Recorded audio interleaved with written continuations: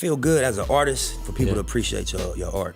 You know what I mean? Whoever it is. If it's somebody that be like, man, that shit changed my life, bro, or if it's the Grammy. So any form of appreciation is always like, man, that's dope, you know?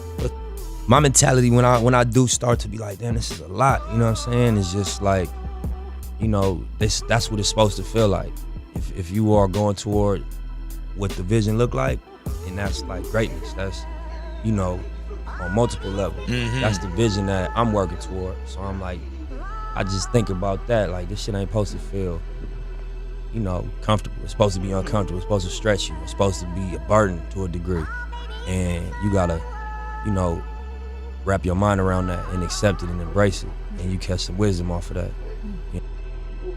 You closer to where you trying to get than where you started from.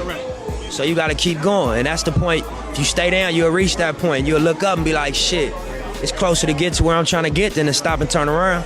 So, you know, just stay at it. That's it.